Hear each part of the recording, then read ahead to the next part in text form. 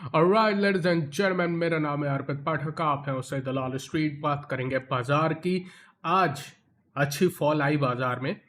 कल हमने जब चर्चा की थी, मेरे हिसाब से वो वीडियो आपके बहुत हेल्पफुल रही होगी, क्योंकि कल हमने बात कही थी जब तक बाजार 25,025, ये जादुई आंकड़ा, जब तक इसके ऊपर नहीं जाता तेजी के बारे में सोचना नहीं है। और अगर एक बार बाजार 24,850 को तोड़ता है तो सीधे गैप भरने आएगा, और आज गैप भर दिया। यानी आज के वीडियो में समझने वाली बात यह है कि गैप फिल हो गया, जो गैप छूटा हुआ था वो फिल हो गया।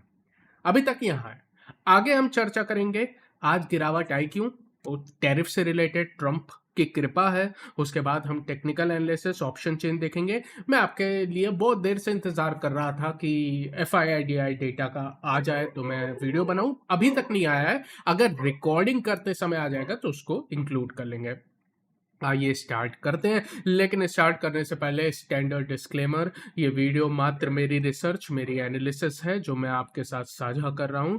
इसको किसी भी रूप और प्रकार में रिकमेंडेशन मत समझिएगा।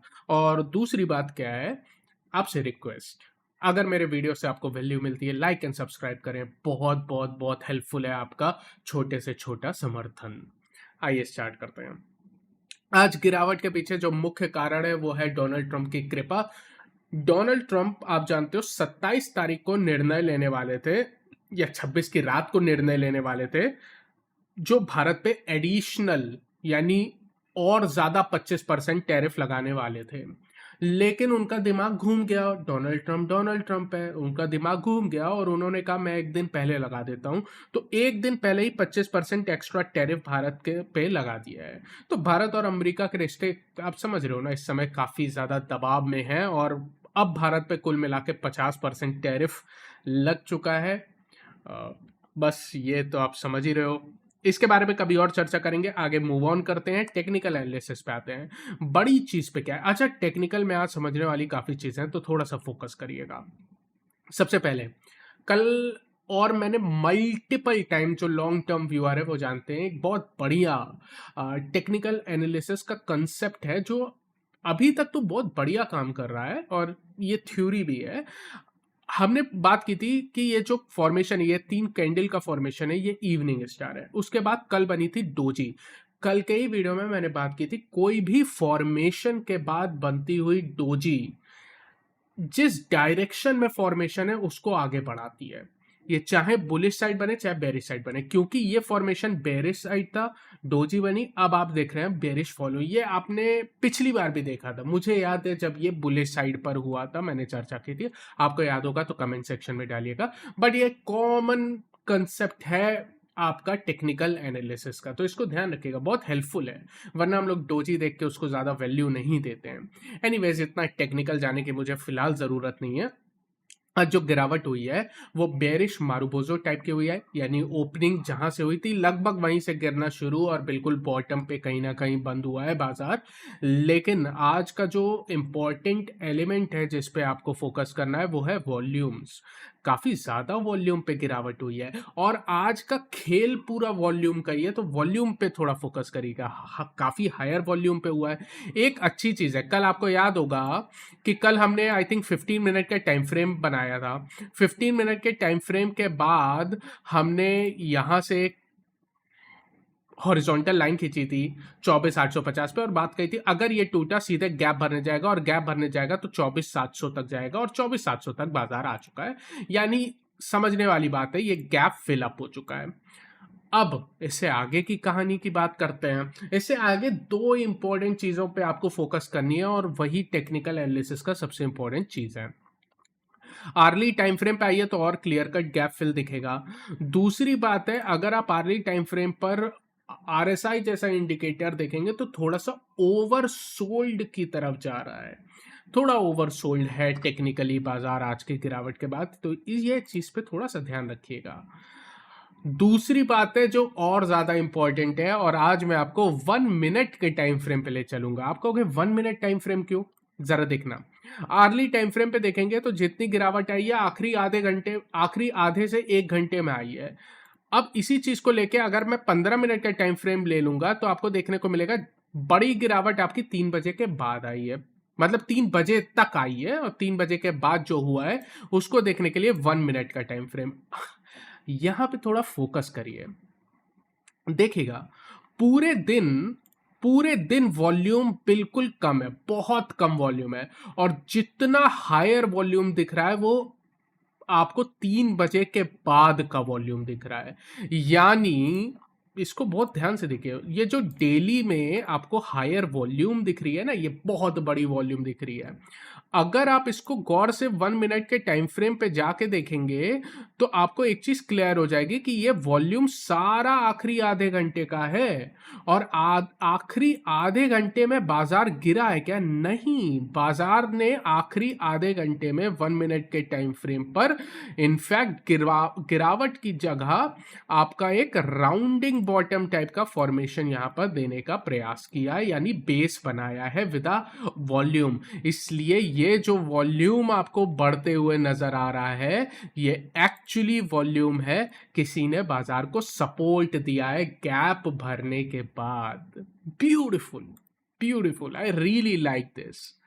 यानी गैप भरा, गैप भरने के बाद आखिरी आधे घंटे में आपको हायर वॉल्यूम पे यहां पर बाजार को समर्थन दिया गया है। इसीलिए मैं बहुत ज्यादा वेट कर रहा हूं FII DI डेटा का, उससे काफी क्लैरिटी मिल जाएगी। देखते हैं, बट यहां तक तो समझ में आ गया है। आइए चलते हैं ऑप्शन चेन पर। आज ऑप्शन चेन में ऑब्वियसली कल की ऑप्शन चेन निगेटिव थी, तो आज की भी ऑप्शन चेन निगेटिव होगी।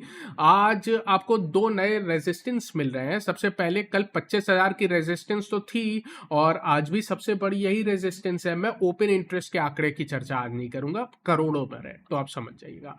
24,800 एक बड़ी रेजिस्टेंस उभर के आ रही है। देखिए 24,850 ये वो स्तर है जो हम लगातार पिछले कम से कम एक हफ्ते में तो डिफेंड कर रहे थे। जैसे ही 850 टूटा, आप सीधे 700 तक गिर गए, है ना। तो 850 के आसपास की जो एट द मनी की स्ट्राइक है 24,800 की, वहां पर एक बड़ी रेजिस्टेंस बन चुकी है। 1,20,00,000 कॉन्ट्रैक्ट हैं। जब तक आप 24,850 के ऊपर नहीं जाते तब तक आप दिक्कत ही है। यानी रेजिस्टेंस जो 25,000 पे थी वो 200 पॉइंट नीचे शिफ्ट हो गई है। सिंपल है, कोई कंफ्यूजन तो होगी नहीं। 25,000 की रेजिस्टेंस तो है ही, लेकिन 200 पॉइंट नीचे एक बड़ी रेजिस्टेंस और बन गई है, तो शिफ्ट हो गई है नीचे, दबाव बना है। अगर आप सपोर्ट की बात करेंगे तो सपोर्ट तो है ही नहीं। आज भाई इस तरह की गिरावट में कौन पोजीशन बनाएगा? तो सपोर्ट कहीं पे नहीं है। हाँ, अगर खोजने जाएंगे तो 24,500 पर ही कुल मिलाकर सपोर्ट है, लेकिन वहां पे भी कोई पोजीशन ऐड नहीं हुई है, पोजीशन ही नहीं ऐड हुई है। पोजीशन 24,600 पर ऐड हुई है, यानी 24,600 एक सपोर्ट बन के आ रही है। 500 सपोर्ट है ही, 500 सपोर्ट है, कोई दिक्कत नहीं है। लेकिन अगर आज बात करेंगे 24,600 सपोर्ट बन के आ रही है, और टेक्निकली भी आ रही है। तो मैं आपको जब लेवल्स की चर्चा करूंगा तो वहां पे क्लियर बताऊंगा कि ये क्या है। लेकिन 24,600 सपोर्ट बन के आ रही है। पुट कॉल रेशियो 0.6 है। ओवर सोल्ड तो नहीं है, लेकिन हल्का है। अगर गैप डाउन ओपनिंग हो गई 24,600 24,550 के आसपास, तो फिर ये ओवरसोल्ड हो जाएगा और फिर बाउंस की पूरी मतलब चांसेस बन जाएंगे। बिकवाली तो थी, निफ्टी 50 में 50 में से 42 शेयर गिरे हुए थे। ब्रॉडर मार्केट में आज दबाव था। देखिए ना, ट्रम्प का जो इम्पैक्ट है वो है। निफ्टी 500 जहां पे 500 कंपनी है, एक शेयर जो बढ़ रहा था उसके सामने 5 शेयर गिर रहे थे। स्मॉल कैप 2% गिरा है, मिड कैप 1.5% गिरा है, और आप देखिए हर एक सेक्टर गिरा हुआ है, सिर्फ एक सेक्टर को छोड़ के, एफएमसीजी आप जानते ही हैं, घरेलू सेक्टर, कंजम्पशन से रिलेटेड। एफएमसीजी सेक्टर नहीं गिरा हुआ था, वो 1% बढ़ा है, लेकिन बाकी सारे सेक्टर गिरे हैं। इनफैक्ट आईटी भी उतना नहीं कमजोर था जितना बाकी सेक्टर कमजोर थे।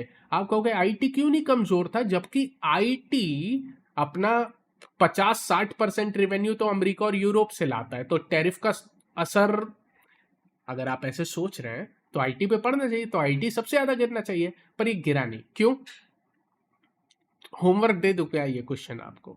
आज ये क्वेश्चन होमवर्क दे देता हूं, क्योंकि इसका बाजार से तो मतलब ऐसा नहीं होगा कि कल आपके ट्रेडिंग या इन्वेस्टमेंट का कोई फर्क पड़ जाएगा।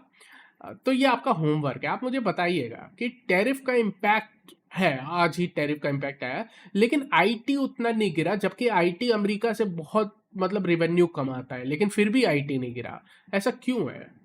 क्यों टैरिफ का इम्पैक्ट आईटी पे सीमिंगली उतना नहीं पड़ा है?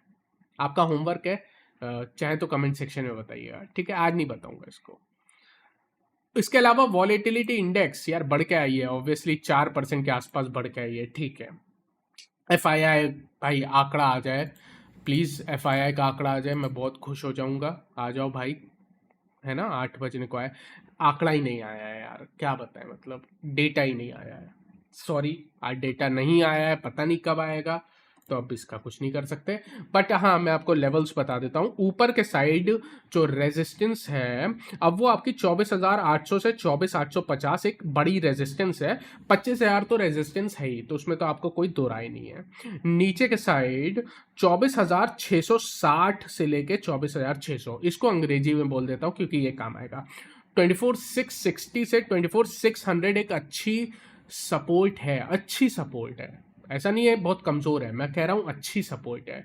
आरएसआई आर्ली पे थोड़ा कमज़ोर है और पुट कॉल रेशियो भी हल्की है, तो ये सपोर्ट हेल्प कर सकती है, तो इसको प्लीज़ नोट करिएगा। इसके नीचे 24,500 सपोर्ट है, तो वो तो आप जानते ही हो। लेकिन अगर सबसे बड़ी सपोर्ट बात करोगे जो कल काम नहीं आएगी, लेकिन सबसे बड़ी सपोर्ट 24,350 की है, सबसे बड़ी सपोर्ट। तो उम्मीद करता हूँ ये वीडियो आपको हेल्पफुल लगी हो। अगर ऐसा, इसको लाइक करें, चैनल को सब्सक्राइब करें। I will see you again tomorrow. Take care.